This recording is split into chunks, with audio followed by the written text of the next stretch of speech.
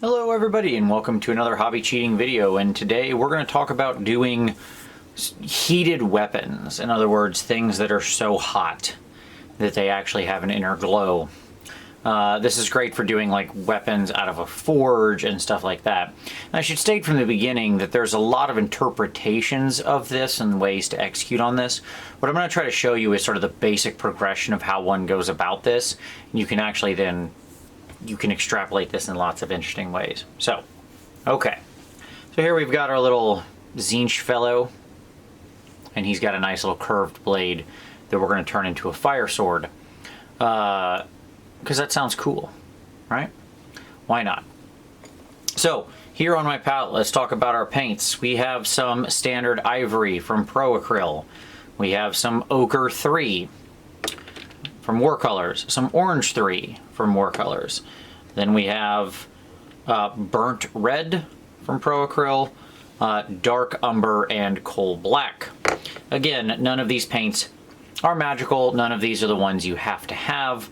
Here are your keys. All right, you ready? Any brand will work, but there are certain things we need to think about. Number one, we don't want a pure white. You want a warm white, something that has some yellow tone to it. Number two, you don't want to use a sunlight-kissed sort of yellow, like a lemon thing. You want an ochre color, so something in the deeper yellow. In your orange, you want it to be fairly mid-tone. You want it to have some heat and brightness to it. Your red should be deep, more into the brown spectrum, maybe with a little bit of purple in, but mostly brown. You don't want a Ferrari red or something like that. And then any dark brown and any black will work, okay? All right. So with that being said, let's talk about how we do this. So first we have to decide the source of our heat. And in this case, I'm going to say that it's, near the hilt here. So this is the part I want to be the hottest, right? And wet blending is really your friend here because we're going to run this whole gamut of colors in one quick run, right? So let's do that. So the first thing I'm going to do is I'm actually going to put just a little bit of retarder medium onto my palette as well. So this is retarder from Watercolors. I happen to really like their particular blend, but you can use anything. I'm going to touch my brush in it, make sure it's all nice and soaked up into the belly, but then I am going to wick all that off on my paper towel. I'll move my paper towel up and the paint's out since we don't need those anymore. So it's just kind of there in the brush. That's going to give me some more time just to blend this out. Okay? All right. So, here we go. We're going to start by grabbing some white. And I'm going to be laying this down in a broader section than what I need to. What I mean by that is like, I don't actually need all of this much I'm about to cover in paint to be white. But it's going to be useful to go over the top. I'm just going to go right into my ochre. Start mixing that in there.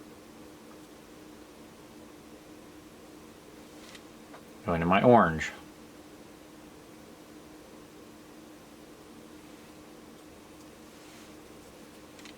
Go into my red. Now, this is where we start getting a little tricky, okay? Because I don't want it to actually be this like stoplight thing where all of a sudden it's just red to orange, okay? We want very little red, brown, and black.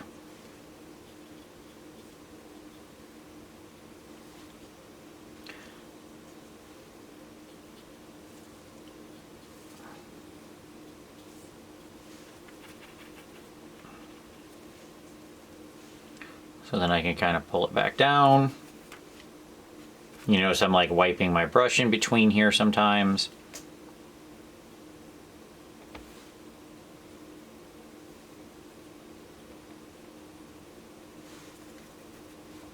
Pull the ochre back down. Basically I've just run up and down the spectrum here.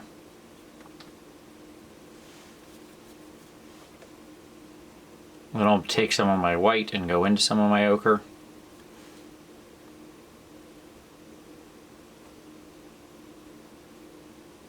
Okay. Now, Right now, we just basically have a nice little rainbow sword and nothing else. Not very interesting, not very compelling in being what it purports to be. That's okay. This is just our initial pass at this.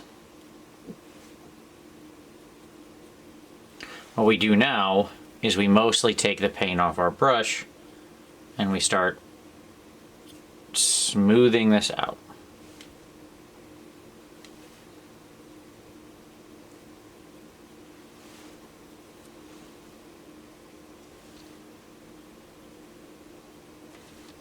I actually want to deepen that red just a little, so we're going to pull some of that dark umber in. There we go. Now, one of the keys to this is you have to make a sort of decision about how much of the blade you want to actually be hot. And in general, the answer is less than, a lot less than most. What I mean by that is,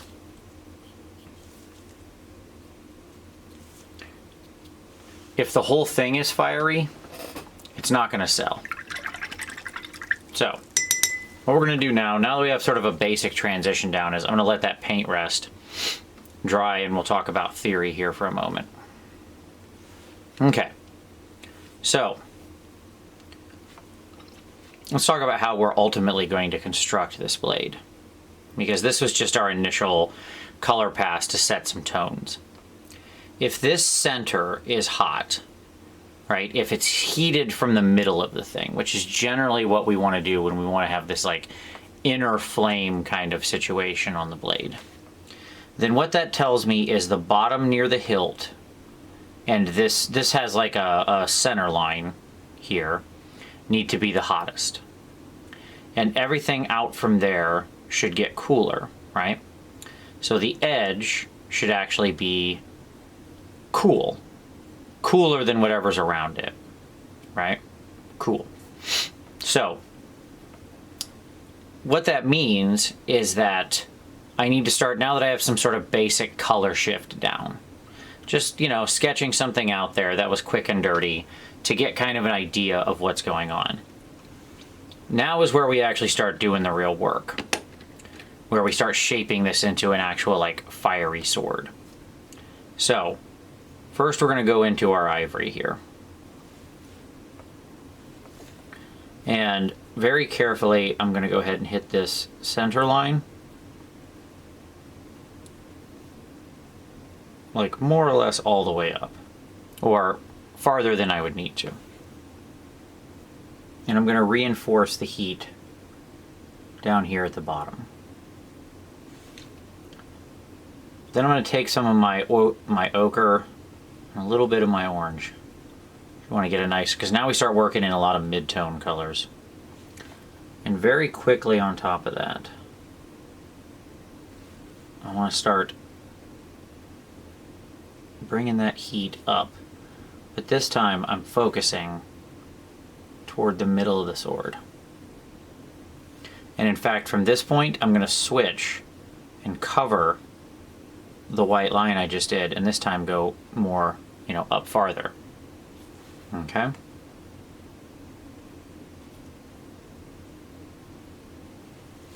Now I'm going to go into my straight orange, pull in just a little dash of my red there, my red mixture. And again, I'm just going to go ahead. And now you see how I'm focusing toward the center of the blade.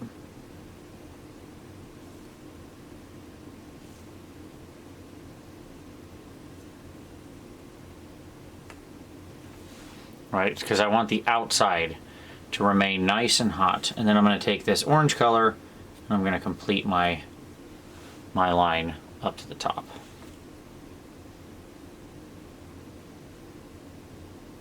Okay, now we're going to get into our deep red plus a little more brown. We just want a little bit of red there.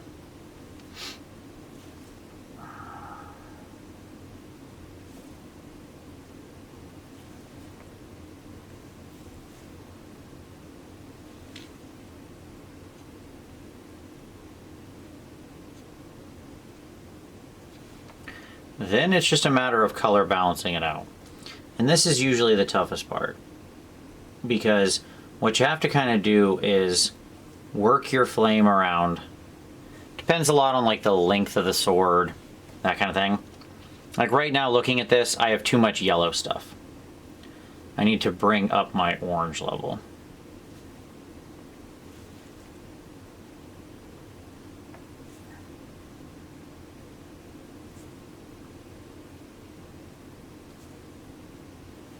Right? So that way it seems like it's got a nice hotter core. Now at the same time, I need to also bring up my contrast lower on the sword, because I've got this nice darker edge down here, but I don't have that same thing going down, but I can't take the black all the way down. I need something that looks a little bit different. So I'm gonna grab just a little bit of black, mix in some brown, and then a healthy amount of my red. Pull some of that orange in there just to fire that up. Fire it up. Okay, so now I got this nice bit of browny tone there. And now what I'll do is think of this like normally when we're edge highlighting, we're trying to make it bright, right? We're going for a bright edge. Here it's the reverse because this whole thing is reversed. The center of the sword is real hot, but the edge of the sword is cool.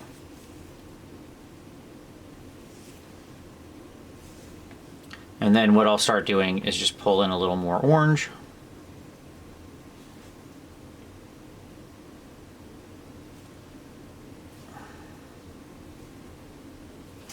And I want to start just taking that edge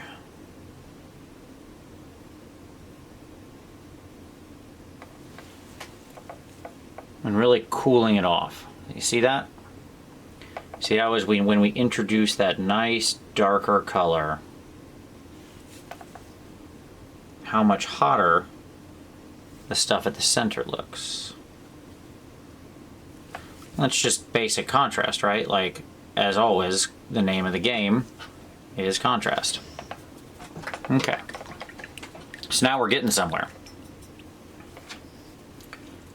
Starting to actually look like a thing. So I don't like how far that white's going still. So what I'm going to do is I'm going to take some of my yellow here.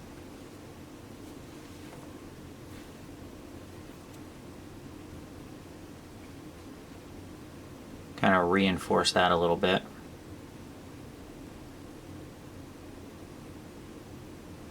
In the end, you want very, very, very, very little of the actual like pure white. You need almost none of it because it should be like the slightest little touch of what's going on there. And the reason for that is because white hot is a very rare thing, right? And like, it will read as false. The more white hot the thing is, the more it won't look like anything. So at this point, it's just like little minor adjustments. You can also darken up the edge a little bit. You can like sort of way up here where we're at the top. Let's take a little bit of this red in here. It's more of that black and brown in there. There we go. Now we got a nice warm dark color. Let's edge that out a little more.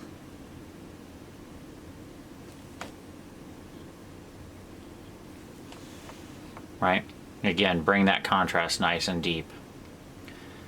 And now we have a pretty nice looking fire sword. Now, there's a couple of places we can go from here. Like that has a nice, simple inner flame to it. And depending again on like the width of the sword, you can do different things. Like if I had a big, broad, chaosy sword, I could probably take the heat up higher and cool more of the edge. That is to say, this thing comes to a sharp, point. So I had to kind of condense how much heat I had. If I had a big, long, like broadsword style sword, like let's say you were doing Archeon sword or something, I might have a little more freedom in like how much I'm actually taking that heat up. So what I'm going to do now is just some minor touches. So like here, we're going to take some yellow, white,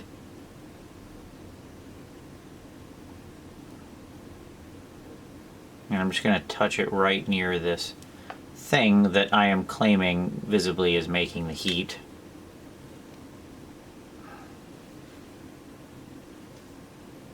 I'm going to make sure I have a nice smooth transition of that coming up here.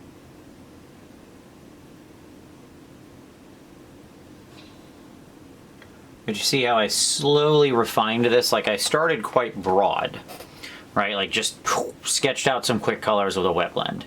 And now what I'm mostly doing is just color refining it out, right? So we're coming in, I've switched to a much smaller brush,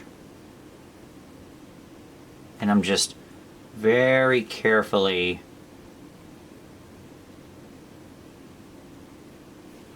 pushing the colors in the most minorest of ways, because when you're trying to sell a sort of an effect like this, the reality is little touches make a big difference. Like you're tricking the brain here, right?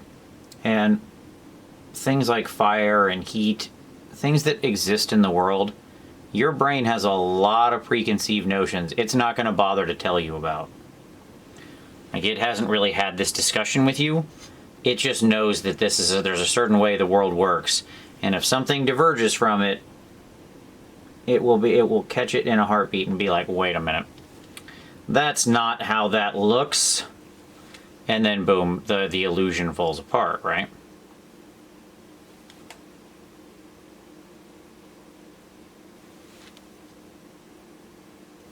So hence why I'm spending so much time just doing these like little touches.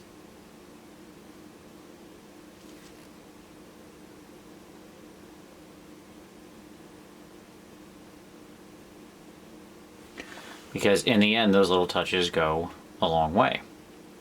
Okay? Like even there on camera, it looks much more white down at the bottom on camera than it does in reality, because it's trying to compensate. But nonetheless, I do need to darken that edge there.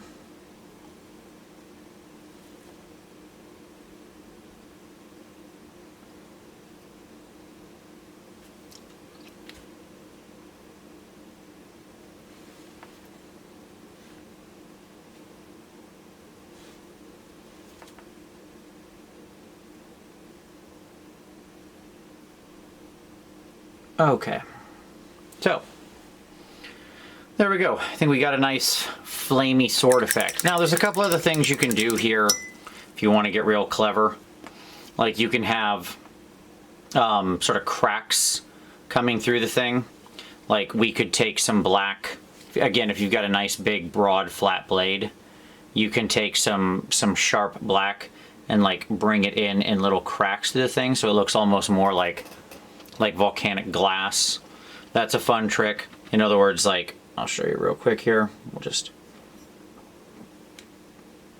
I don't know if it's really going to work on this sword, given its shape. But we would come in and just kind of go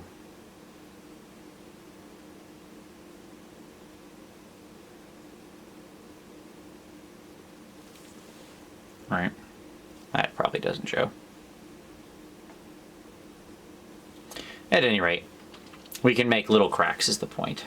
It probably isn't showing on camera because now we're dealing in like hyper details that are very, very difficult to show.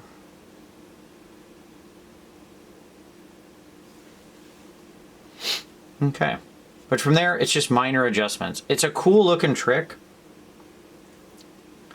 and in the end, it can be a great thing for stuff like chaos swords, or stuff like that, where you want to communicate that this person's wielding something really extraordinary and special and different and powerful. Okay. So let's talk about, while I just do my final touch-ups here, let's talk about what we know now. So the key with this is we start broad by setting our colors and then we come in and adjust, adjust, adjust. The key is to have the heat gathered near the area of the sword that you are saying is hot, meaning the brightest colors. So in my case, it's the center of the blade. So that's where I'm focusing with my heat. So it has to go from light to dark. You want very, very little of anything resembling pure white. You want to use that incredibly sparingly because it will stand out and it will ring false real fast.